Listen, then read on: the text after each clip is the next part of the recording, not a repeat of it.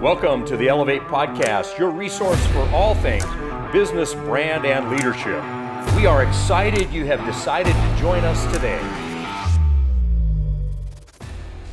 Hey everybody, welcome back to the Elevate Podcast. I'm your host, Robert Kalin, here with... Hey everyone, Tony Frasconi, good to be with you. You guys, I am pumped. We're going to take a pause on our team series here and do a little bit about branding and marketing and all of that. And we've got our buddy, Carlos Camargo. Carlos. Hey buddy. Hey dude, guys. I'm Tony, so glad Carlos. you're here. Dude, that shirt rules. Right? Thank you. Yeah. Thank you. Yeah. What's the deal with the shirt? What with the shirt? It's a blue collar shirt, and really what it means is having a blue collar attitude. You know, just having a blue collar attitude, and never, always kind of paying respect to the people that did the blue collar work to get me where I'm at. Dang, that's a good deep. reminder. It's also a pretty dope shirt. It is. Thank you. Yeah. That's awesome. So Carlos, Creative 24, what's up with, how did you get involved in doing video? Tell us a little bit about Creative 24 and how you got involved in that. So long story short, since high school, since I was a kid, I mean, I grew up in the 90s, so I was raised on TV and movies. Just as much as kids are now. I think kids are way more raised on TV and movies now because you got Netflix and all that. But I very early on knew that that's something that I wanted to do.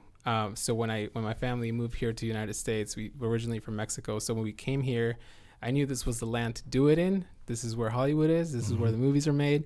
And growing up in Washington State, though, I just got into the right local independent movie sets, and I got a chance to do everything, running cables, doing lighting, working cameras and stuff. And so I started doing video production pretty early on, like around probably around junior year in high school was when I got real serious, and I started just skipping class. And Wow, so young to be so focused. Right. Well, it's again, I feel fortunate that I knew this is what I wanted to do. It was in you. Yeah. So I just didn't waste any time. Unfortunately, my grades took a hit because I was just so focused. But eventually I got my GED and made it up to my parents. But So they say it takes like 10,000 hours to become an expert in anything. Mm-hmm. How long ago was junior year without aging yourself? I'm More than 10,000 okay. hours, I think. I'm not shy just about it. gonna I'm say 31. It's all right. I've been doing it for a little over 15 years probably. That is amazing. And when I think about video production, especially in a local area, I think about Carlos. I think about Creative 24. I think about the visual storytelling that comes out of you guys that helps tell stories. Yeah. And I'm just always inspired by the things that you guys do. And likewise, if you could just tell our audience, like, what is it with storytelling and video that makes things so special? So I was in Texas about 3 weeks ago, maybe almost 4 weeks ago, and a client for the first time flew me out to another state to work. It was a huge thing for me. It never happened before.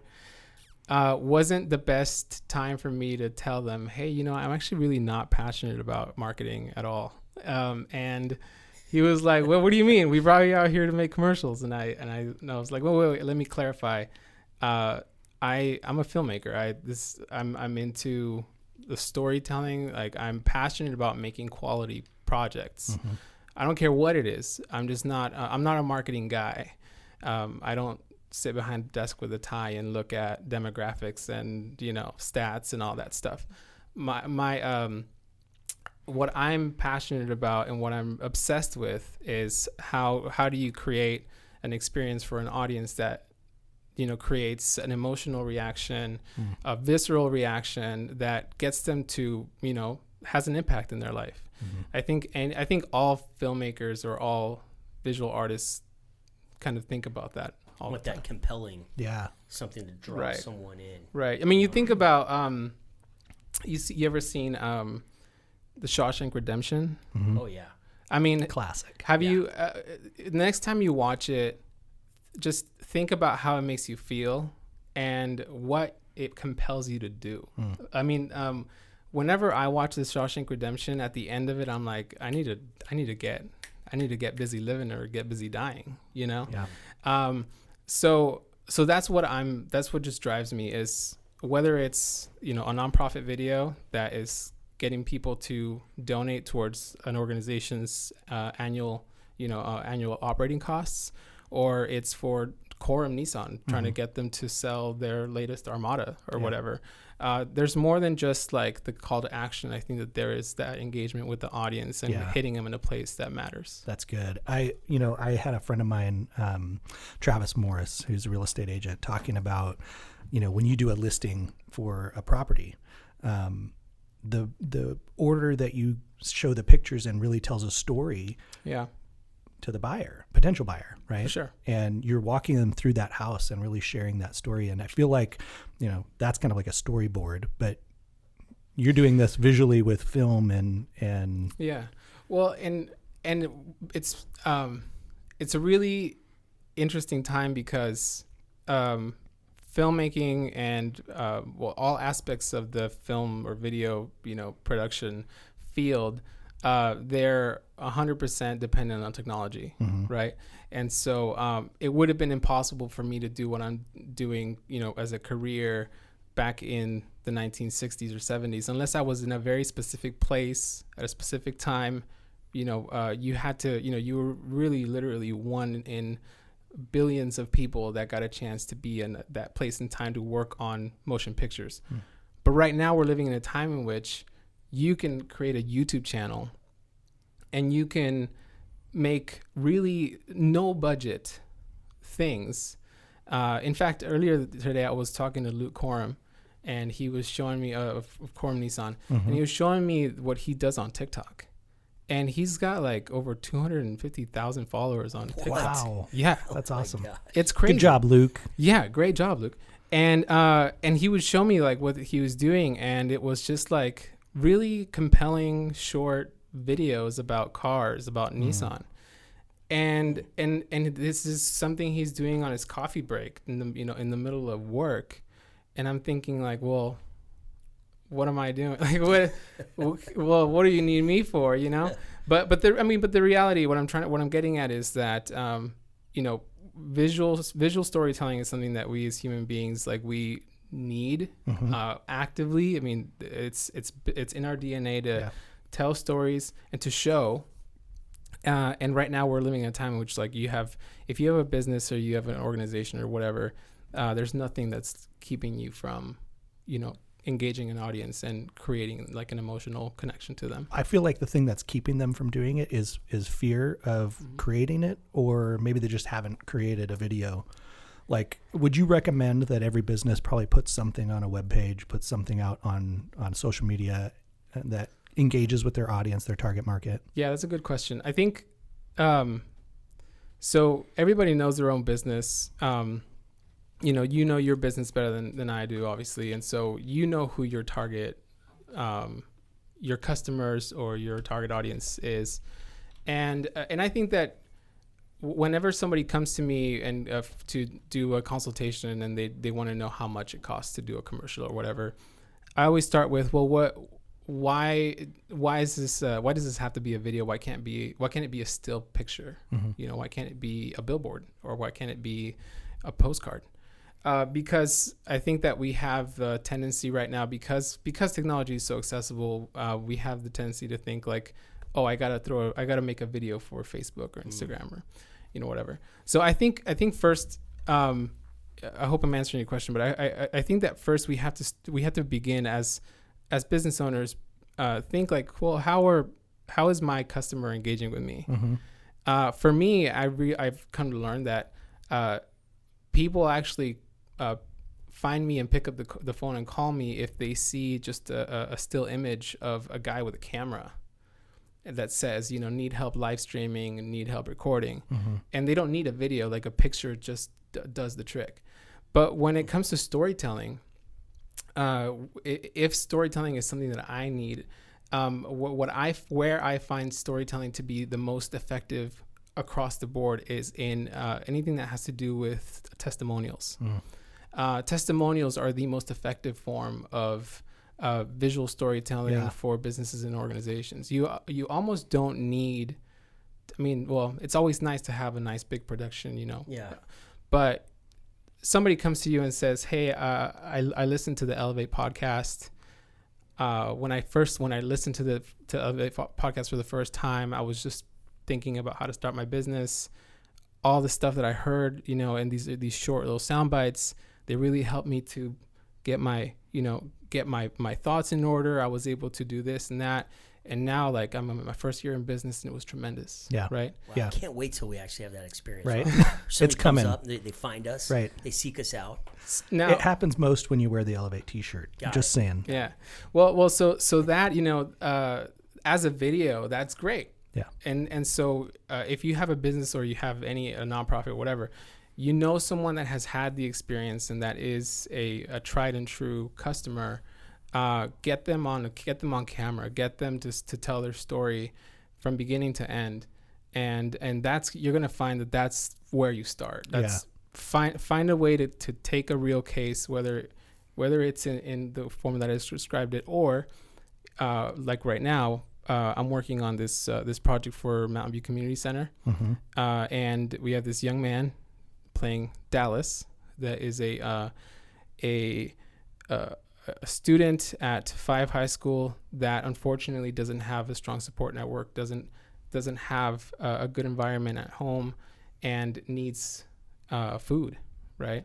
And so in this case, instead of having someone speak about the experience, we're watching this character go through that experience. And so we as an audience are kind of going through it with him. Yeah. But it's all the same. It could be a testimonial, or it could be, Well, let me ask you this, Carlos, and I know we want to get into End of Youth, your movie that is released. Oh, that thing. We want to hear about that. But one thing I've noticed when it comes to compelling video and storytelling, that seems like, I don't know if it's a trend or if it's pointing towards the future, but my children, they're doing this YouTube Shorts thing where they just flip and they see a clip, and it's funny in the first seconds, if not, or something else. Maybe it's not funny. Something else will catch their attention, and they're like, watch a little bit more, and then they're just scrolling on these YouTube Shorts or Instagram Shorts and these Reels. What is it? What is that a trend? Is there something that business owners getting his gears going? I see his gears spinning right now. Business owners need to pay attention to? That's a really good question. I don't know if I'm qualified to answer that quite right, but because I feel like that's in a lot of ways, I think that's a marketing question. What I can tell you is that whether it's 5 seconds, 10 seconds, 15 seconds, I mean, that's not new. We've had 15-second spots for a really long time in TV. I think, honestly, and I'll quote Luke Coram, because he told me exactly what it is. He said, when it comes to this social media type of video content, it's not that you're selling something, you're giving your audience a slice of your life. Yeah. And that's the best way to put it, because it really is like who you are, your personality. You're not creating some alternate version of you that speaks properly and and goes, well, and we have all of our products are sourced from so and so. It's more like, did you know that Volkswagen Beetles have a little what's it called, like where the little plant. Oh, where you can put the flower in. You can put a right? flower. Like a cup holder? Kind of. It has one of those. Yeah. Like, and I was like, whoa, that's crazy. So he made a little video about that. And it's Luke doing that. It's not, it's just him. We talked a little bit about that with Robin on the last episode about inviting people into your life. Mm-hmm. And from a storytelling perspective, just pulling out your phone. We did that in our one of our first episodes, just pulling out our phone and sending a video message to somebody and saying, "Hey, you matter." Authenticity. Yeah, that's what authenticity. Authenticity. And I'm glad that that's the case. Like I'm so happy that we're living in a time in which you can't afford to be fake. Yeah, because the audience, your viewers will see right through it. Absolutely, and they'll call you out on it. And they'll call you out on it by not hiring you. Yeah. Yep. I hope that answers your question. Yeah, no, I appreciate it. I was just wondering your take as a filmmaker. Now, if you're a hot girl, though, I mean, that's the recipe's a lot easier when it comes to the short content. I'm just saying. Sorry. Well, hey man, let's dive into End of Youth. Yes. Awesome. Gosh, thank you. Okay. I could have bought a Tesla, but instead I've made a movie. And I'm really passionate about freedom. The concept, the idea, what it means to be free, what it means to live in a free society. You guys are not here because someone forced you, right? Mm-hmm. Like, you're here because you're passionate about business, brand, and leadership, man. Yeah, that's why right. we're here doing this thing. Now imagine if someone were compelling you to come and do this. It's like, for me, that was like school. Like, that was the last place I wanted to be, last thing I wanted to do. I just didn't want to be there because I had to. Right. Well, there is no innovation. There is no passion. There's no love. It's like, you have to do this. You have to check this box, right? Yeah. So, End of Youth is a film that takes place in a world in which the one world government has basically taken over the lives of every citizen and stripped away freedom, faith, family, all of those things. And in this world, there's a documentary. It's, oh man, sorry. It might feel it's so funny because I wrote this way before COVID, but a lot of things kind of coincided. But it's this story about this young man and the relationship with his father, and his father's message to him about what it means to be free, and that young man's discovery of what it means to be free. So yeah, it's a movie about fathers, men, and our relationship with each other, with women, with God, with again, with the government. All things I'm really passionate about, and I really hope that someone out there comes to check it out on super cool March 28th at the Blue Mouse Theater. Okay, it's a free screening, and we have 200 seats. I hope we pack it out. Yeah, would be pretty cool. That would be That's awesome. amazing. And so, can we see is there short clips that like a YouTube, like a preview kind of thing? Yes, on YouTube, just look for End of Youth. Okay. We have a slowly growing audience on YouTube. We also at End of Youth on Instagram. Okay. Yeah. Okay. And I've got trailers there. There's a trailer on YouTube. Trailer. That's the word I was trying to find. And if guys, so we had our premiere last Friday. Yeah. And oh my gosh, it was like to see everybody there be impacted by the concept. I when someone's just giving you like a what do you call it, like a golf clap? Yeah, cool. So you're seeing the authenticity in your audience. Yes. Yeah. And there's a whole experience. There's like us getting to dive into the topic, like discussing it with the audience, watching the movie. We had like a little worship session too. It was really, really, really awesome. Fun. And then closed it out with a Q&A with some of the cast. Yeah. And so that's what you can expect. And I'm going to look for more ways just to add more value to that show, because I really value people's time. I mean, you come out and watch the movie on Tuesday evening or Friday night. You could have been with your family. You could have been doing so many other things, but you came to watch this movie. So believe me, I will make sure that we make the most of that time. That's awesome. And that's on March 28th. You're doing another? March 28th. And then I'm planning one for April 8th at the Washington State History Museum. Big shout to Brian Reynolds for making that connection. That's going to be way, way fun. Okay. So how do people find this or register, or what does this look best like? thing to do is just to find us on Instagram, because I'm posting most of like the most up-to-date announcements there. So find us on Instagram at End of Youth, and you'll soon see like a Facebook event and an Eventbrite. I'll get all the info out there. Just follow us on Instagram. And is there any underscores or anything? All one word? No, it should just be at End of Youth. Okay. Yeah. Cool. Thank God.